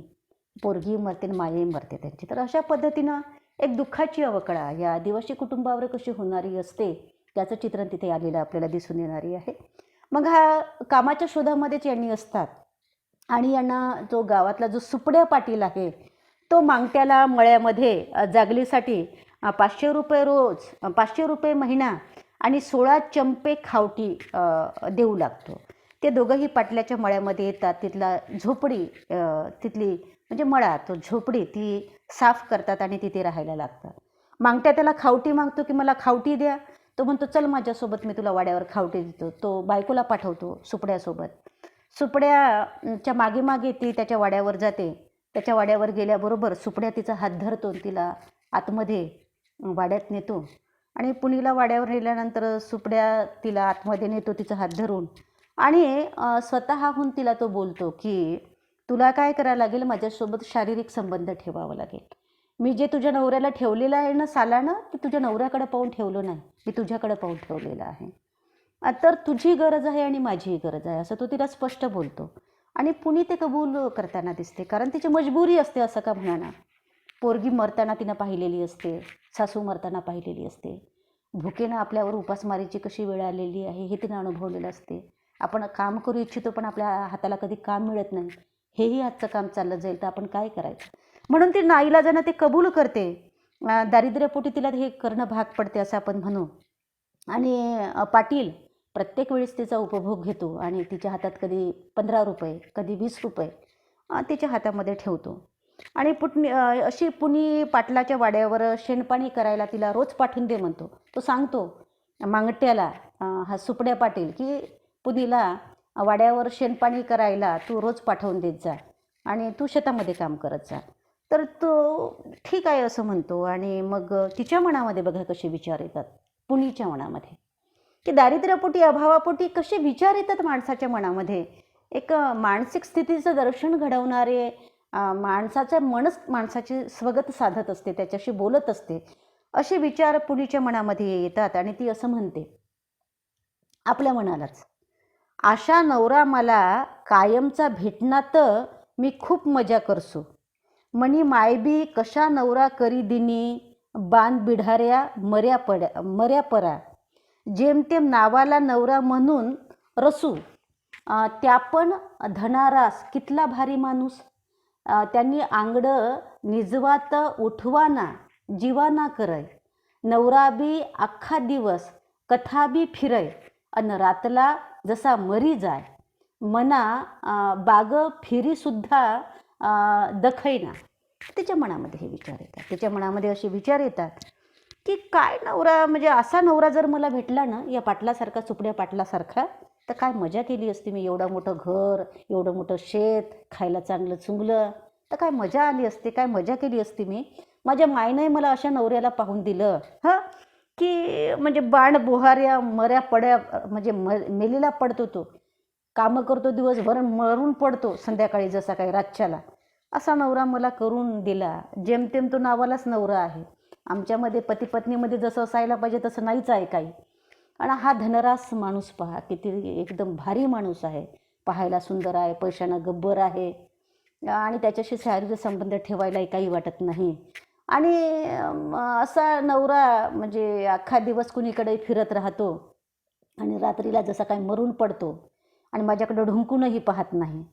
तर अशा पद्धतीची तिच्या मनातल्या ज्या काही भावभावना आहे, तिचं जे स्वगत आहे, ते या ठिकाणी म्हणजे कथालेखिकेने चित्रित केलेलं आहे. पुढे पुनीला पाटलापासून दिवस जातात आणि तिला मुलगी होते.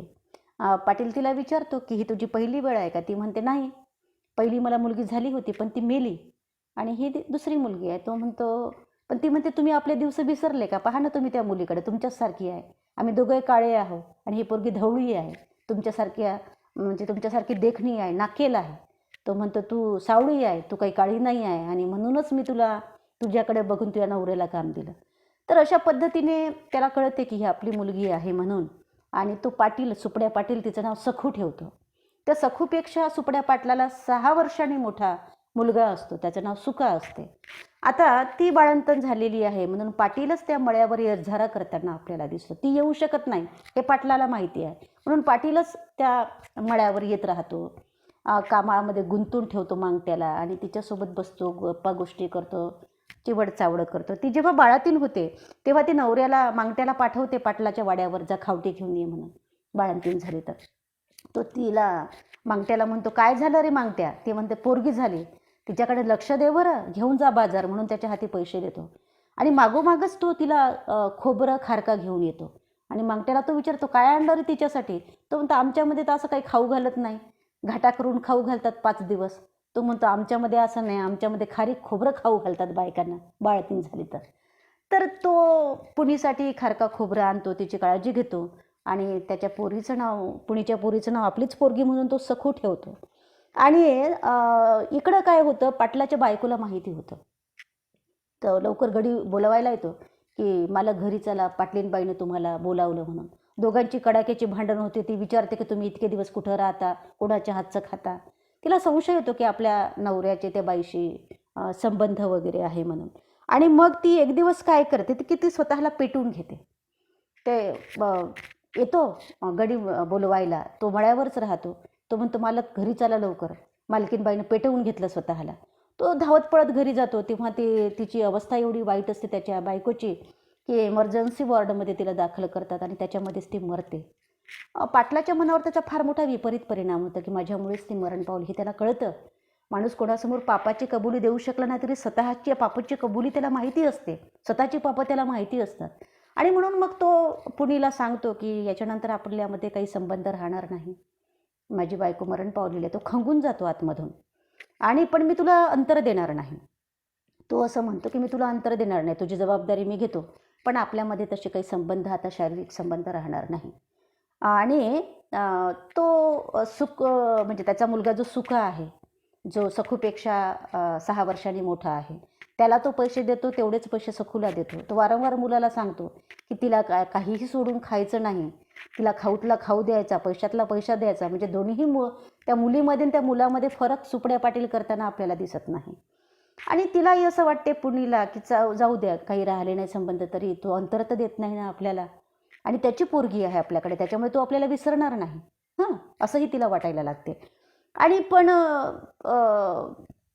ते हे सगळं नातं तिला माहिती असते की हे सुपड्या म्हणजे सुका हा सखूचा भाऊ आहे. ते दोघं लहानपणापासून एकमेकांसोबत खेळतात, मोठे होतात, चित्रपट सोबत पाहायला जातात. सुकाच्या मनामध्ये मात्र तिला असं वाटते पुनीला का बापासारखा तो करणार नाही, पण सुका म्हणजे शाहूचा पोरगा शाहूसारखाच आहे. तो त्याला माहिती नसते की ही आपली बहीण आहे म्हणून, कदाचित माहिती नसावं. आणि सखूला मात्र तिची माय आधीच सांगते की बाई, हा जो हे आहे सुका आहे, हा तुझा भाऊ आहे, तुम्ही एकाच बापाची लेकरं आहात असं सांगते ती. आणि ती म्हणजे वयात येत नाही तरी ती खूप मोठी दिसायला लागते सखू. आणि तो तिचा फायदा घेताना सुका आपल्याला दिसतो. तिच्यावर बळजबरी करताना तो दिसतो. आणि जेव्हा तिला मासिक पाळी येते तेव्हा तो जबरदस्तीने तिच्यावर बळजबरी करून शारीरिक संबंध तिच्यासोबत प्रस्थापित करतो. तिला खूप लाज वाटते. सखूला लाज वाटते, कारण आईनं सांगितलेलं असते तिला. काय सांगितलेलं असते की हा तुझा भाऊ आहे. आणि ती म्हणजे तिची आई असं म्हणते आपल्या मुलीला की आपला आदिवासी बायासनी जिनगानी हेरसारखी सय, आपण नवऱ्याना नईत शाहूसन्या सत, तुम्ही दोन्ही एक बापना भाई बहीण सत. म्हणजे आपण आदिवासी बायकांची जी जिंदगी आहे ती हेरसारखी आहे, नदीसारखी आहे, एखाद्याच्या मालकीची आपली जिनगानी आहे. पण आपण एका आपल्या नवऱ्याच्या म्हणून नाही आहे, तर आपण शाहूची खाजगी विहीर असल्यासारखं आहो, शाहूची आपण बायका आहो अशा पद्धतीचं. तर तू मात्र विसरू नको की तू सुपड्या पाटलाची पोरगी आहे, सुका तुझा भाऊ आहे, तुम्ही एकाच बापाचे दोघं बहीण भाऊ आहात असं.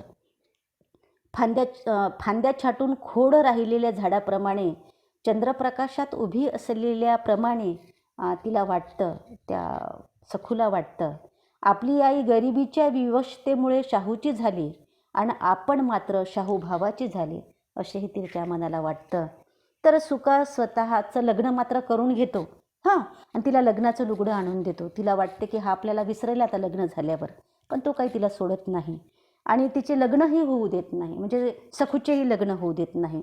सखूचे लग्न तिची आत्या म्हणजे जे झिनू आहे आणि झिमण आहे त्याच्या मुलाशी म्हणजे करण्याचा ते प्रयत्न करतात. जबरदस्तीनं लावून दिलं जातं. ती काही लग्नाला तिची संमती नसते, पण जबरदस्तीनं तिचं लग्न लावून दिलं जातं. ती सासऱ्याच्या घरी जाते, पण तिथं काही ती रमत नाही, ती पळून येते. तिला असं वाटते सुकानं काही असो आपल्यासाठी खूप केलं आणि तो पाहायला देखील चांगला आहे, हिरोसारखा आहे एखादा. आणि यांच्या घरी आपण काय राहावं, हे लोक बघा, भिल्ल लोक, काळे लोक, बेदरे लोक, कुरूप लोक. नवरा कसा आहे तर नवरा गांडा आहे, गांडा म्हणजे गधळ आहे, कुरूप आहे. तर अशा नवऱ्यासोबत का संसार करावा, त्याच्यापेक्षा सुका बरं आहे ना. त्याच्याशी नाहीतरी आपले शरीर संबंध आधीच प्रस्थापित झालेले आहे, एकदा झाले काय 10 वेळ झाले काय. मग आपण त्याच्यासोबतच राहिलं पाहिजे असं तिला वाटते. आणि मग ती म्हणजे ती पळून येते आणि त्या उसाच्या सगळ्या त्या मळ्यामध्ये लपून बसते. सुका तिथे जातो आणि त्याला भेटते, ती रडते, दोघे जण भेटतात ते. आणि मग तो जातो या पुनीकडे आणि मांगट्याकडे आणि असं म्हणतो की मी तुमच्या पोरीला शोधून आणून देतो, पण तुम्हाला एक करावं लागेल, तिला माझ्यासोबतच ठेवावं लागेल, मग मी आणून देतो. ते म्हणतात ठीक आहे. मांगट्या म्हणतो ठीक आहे. पुनीला जे आवडत नसलं तरी तिचा नाईलाज असतो. मांगट्या म्हणतो ठीक आहे, तू म्हणजे तू घेऊन राहा तिला. आणि मग उघड उघड सुका आणि सखू एकत्र राहायला लागतात, संसार करायला लागतात. सुकापासून सखूला मुलगी होते आणि मुलगी झाल्यानंतर मात्र तो त्या झोपडीकडे येणं टाकून देतो आणि तो दुसऱ्या बाईच्या मागे लागतो, कारण त्याची प्रवृत्तीच वाईट आहे. तर तो दुसऱ्या बाईच्या मागे लागतो. ते सखूला माहिती होते की हा दुसऱ्या बाईच्या मागे लागलेला आहे म्हणून. आणि मग ती खूप शिव्या देते, म्हणजे ज्या बाईच्या मागं तो लागलेला आहे त्या बाईच्या नावानं ती खूप शिव्या देते की सडासटक पाहून धरायचं असतं कोणी, माझ्या नवऱ्याला धरलं वगैरे असं, अशा पद्धतीचं. आणि तो कसा तरी भीत झोपडीमध्ये येतो, तर त्याच्यावरही ती खूप डाफरते सखू. याच्यासाठी तू मला इथं ठेवून घेतलं का, माझं लग्न नाही होऊ दिलं का, मी तिथून तुझ्यासाठी आले वगैरे म्हणून. तो तिला माफी वगैरे मागतो, तिला कसं तरी पटवतो आणि तिथं राहतो. मांगट्याला तो त्या रात्री मटण आणि दारू आणायला पैसे देतो. तो मटण आणि दारू घेऊन येतो. ती मटणाची भाजी चपात्या वगैरे करते. सगळेजण म्हणजे खातात, ते दारू पितात आणि तिथेच माजून पडतात. आणि ही काही दारू पित नाही. पुनी ती तशीच चुलीजवळ झोपते रागारागानं. आणि अर्ध्या रात्री हा जो हे आहे सुका आहे, तर तो सासूच्याच अंगावर चढतो. सखू समजून सासूच्या अंगावर चढतो आणि हे सगळं बघतो पुनीचा नवरा. मांगट्या हे सगळं बघतो आणि लाकडानेच तो सुकाची चांगली पाठ फोडून काढतो. आपल्या बायकोच्या अंगावर चढलेला त्याला निश्चितच त्याला भयंकर चिड येते, राग येते आणि तो त्या सुकाला चांगलं झोडपून काढतो. आणि मग तो तिथून पळ काढतो. सुका पळ काढतो आणि वाड्यामध्ये आपल्या बायकोजवळ येतो आणि बायकोला सांगतो की अशी अशी त्या भिलीन बायानं माई सोय लावली आणि मी त्या सखू समजून सासून सखूतला मला फरक ओळखायला आला नाही आणि म्हणून मग मला मांगट्यानं मारलं आणि आज पायीन त्या भिलनी सणा नान सोडी दिसू आणि आजपासून मी त्या भिलनीचा नान सोडून देतो, असं बायकोजवळ तो कबुली देतो. संध्याकाळी सखू आपली मुलगी पुतणीपाशी देते आणि ती तेल लावते केसांना, वेडी घालते, डोळ्यामध्ये काजळ घालते, काष्ट्याचं छान नऊवारी लुगडं नेसते आणि पिंपळनेरला ती जाते. पिंपळनेरच्या पुलावरून जात असताना तिथले सगळे स्त्री पुरुष तिच्या सौंदर्याकडं वळून वळून बघतात. ती सुंदर असते सखू पाहायला आणि तिची नजर नदीकडे जाते आणि नदीकडे तिची नजर गेल्यावर तिला असं दिसतं की नदीवर कोणी ढोर धुत असतात, कोणी आंघोळ करीत असतात, कोणी हागायला बसलेले असतात, कोणी ढुंगण धुत असतात. ती गर्दीला कापत नाक उडवत पुटपुटते. काय पुटपुटते, तर मी हेर ना नदी साई, तर मी विहीर नाही आहे, कुणाच्या एकाच्या मालकीची नाही आहे, तर मी या नदीसारखी आहे, सगळ्यांसाठी आहे, अशा पद्धतीचं. तर त्या ठिकाणी ती कथा संपते. तर विद्यार्थी मित्रांनो, आपण या ठिकाणी म्हणजे बरंचसं सारांश रूपाने आपण सांगण्याचा प्रयत्न केला. या दोन्हीही कथा विस्तृत कथा आहे. या कथेचे काही विशेष आहे असंही आपल्याला म्हणता येण्यासारखं आहे.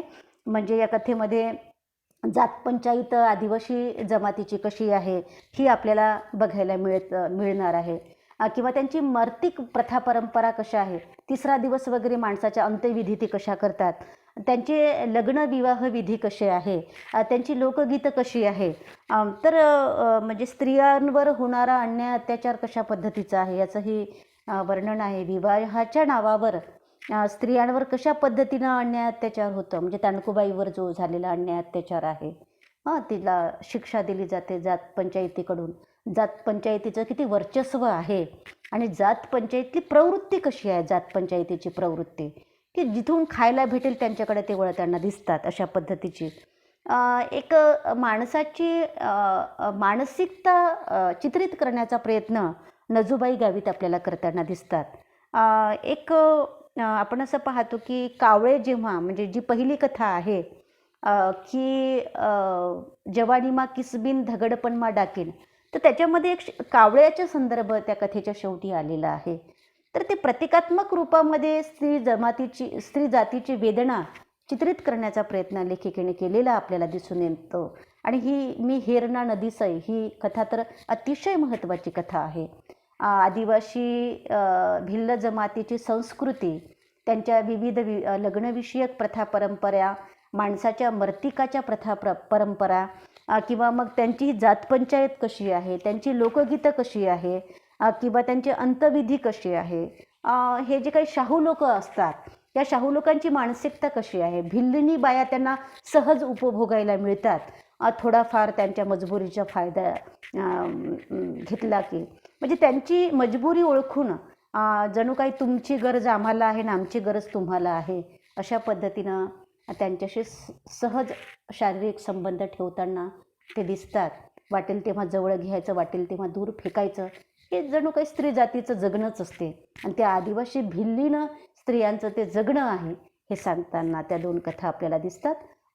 बाकीचा भाग आपण बाकीच्या ज्या कथा आहेत त्या आपण पुढील भागामध्ये बघू. तर या ठिकाणी आपण थांबू. ठीक आहे.